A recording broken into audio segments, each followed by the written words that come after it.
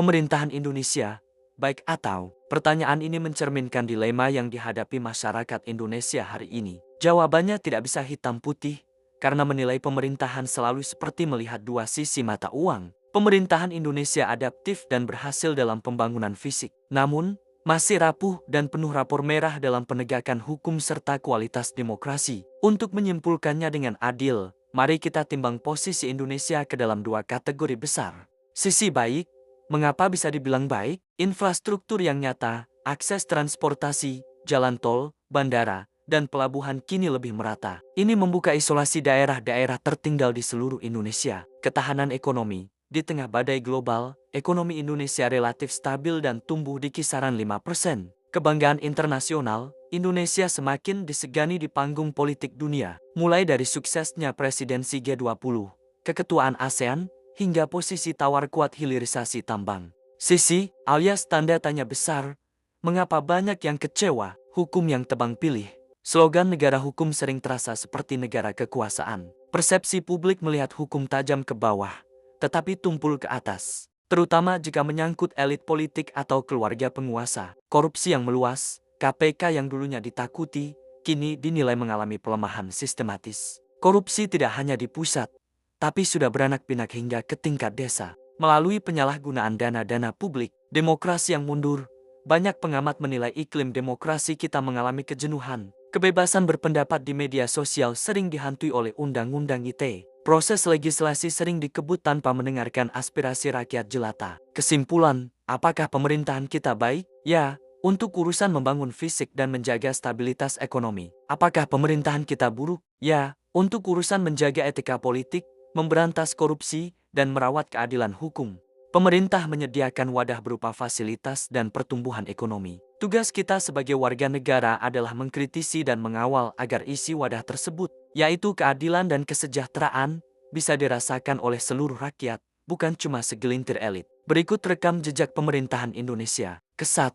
Era Orde Lama, pemerintahan Soekarno 1945 sampai 1967. Menjaga kedaulatan dan menemukan jati diri bangsa. Fokus utama era ini adalah nation and character building serta mempertahankan kemerdekaan. Sisi baik capaian, pengakuan kedaulatan internasional, keberhasilan diplomasi membuahkan hasil dalam KMB 1949, disusul perebutan Irian Barat. Kepemimpinan global dunia ketiga, Indonesia pelopor konferensi Asia Afrika di Bandung, dan gerakan non-blok, menempatkan Indonesia sebagai pemimpin negara merdeka. Demokrasi yang hidup awalnya, pemilu 1955 diakui sebagai pemilu paling demokratis.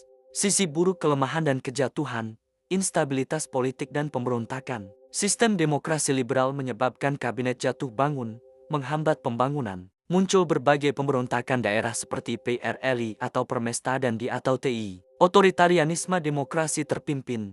Dekret Presiden 1959 mengubah arah bangsa. Soekarno diangkat sebagai presiden seumur hidup, membubarkan DPR, dan membatasi kebebasan pers. Krisis ekonomi hebat, fokus pada politik mercusuar dan konfrontasi militer membuat ekonomi terbengkalai. Inflasi melonjak hingga 600%, memicu kelaparan dan kemiskinan ekstrem yang berujung pada tragedi ke-1965.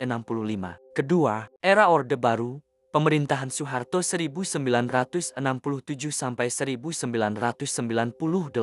Stabilitas politik dan pembangunan ekonomi. Orde Baru lahir dengan tekad koreksi total atas kekacauan ekonomi dan politik, mengedepankan slogan trilogi pembangunan, stabilitas, pertumbuhan, pemerataan. Sisi baik capaian, pertumbuhan ekonomi yang pesat, membuka keran investasi asing, berhasil meredam hiperinflasi dan membawa pertumbuhan ekonomi. Swasembada pangan, Indonesia berhasil mencapai swasembada beras pada ke-1984 dan mendapat penghargaan dari FAO. Pembangunan sosial masif, program Puskesmas, Posyandu, KB, serta SD Impres secara dramatis meningkatkan angka harapan hidup dan memberantas buta aksara. Sisi buruk kelemahan dan kejatuhan, korupsi, kolusi, dan nepotisme KKN. Perekonomian dikuasai segelintir elit dan kroni keluarga cendana. Pelanggaran HAM dan pembatasan demokrasi, pendekatan militeristik dan represif. Kebebasan berpendapat dibungkam, pers dibredel, dan partai politik dipangkas. Kerapuhan fondasi ekonomi,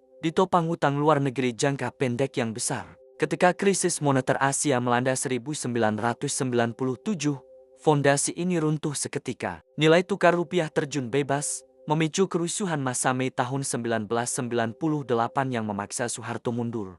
Ketiga, era reformasi, PJ Habibie hingga Susilo Bambang Yudhoyono 1998 sampai 2014. Restorasi demokrasi dan peletakan dasar institusi modern. Periode ini adalah masa transisi menyeluruh di mana Indonesia harus menyembuhkan luka krisis, sekaligus merombak total sistem ketatanegaraan. Sisi baik capaian, kebebasan sipil dan desentralisasi. Amandemen Undang-Undang Dasar 1945 membatasi masa jabatan presiden menjadi maksimal 2 periode. Diberlakukannya otonomi daerah memindahkan pusat kekuasaan dari Jakarta ke kabupaten atau kota. Kebebasan pers dibuka lebar. Pendirian lembaga pengawas KPK, MK, harapan baru pemberantasan korupsi, stabilitas makroekonomi. Indonesia berhasil melunasi utang IMF lebih cepat, meningkatkan PDB hingga masuk kelompok negara G20, dan menyelenggarakan pemilu presiden langsung. Sisi buruk kelemahan, disorientasi keamanan pasca reformasi.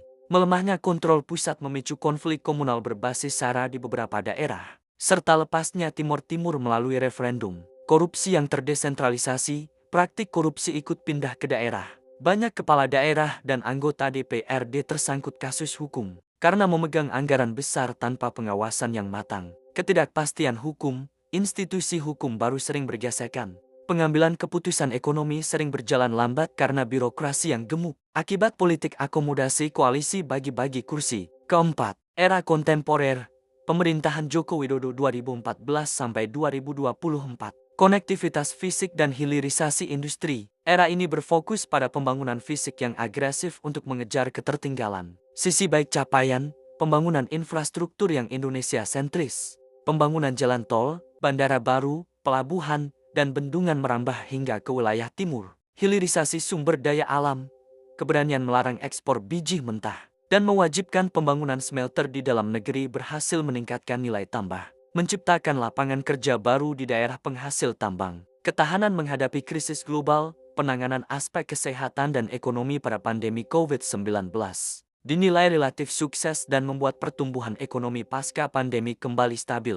Sisi buruk kelemahan, pembengkakan utang negara, pembiayaan masif untuk infrastruktur dan proyek strategis nasional, ditambah beban belanja penanganan pandemi, membuat nilai utang meningkat tajam. Indikasi kemunduran demokrasi democratic backsliding, pelemahan regulasi KPK melalui revisi Undang-Undang KPK, pengesahan Omnibus Law Undang-Undang Cipta Kerja yang dinilai minim partisipasi publik, serta dinamika politik menjelang pemilu 2024 memicu kritik tajam mengenai netralitas negara dan hukum yang terkooptasi kepentingan elit politik. Kesimpulan, sejarah tata kelola pemerintahan Indonesia membuktikan satu pola yang berulang. Pemerintahan yang terlalu berfokus pada politik cenderung mengabaikan isi perut rakyat, sedangkan pemerintahan yang terlalu fokus pada pembangunan ekonomi cenderung mengorbankan kebebasan sipil. Menemukan titik keseimbangan antara pertumbuhan ekonomi dan kebebasan berdemokrasi tetap menjadi tantangan terbesar bagi setiap pemimpin Indonesia.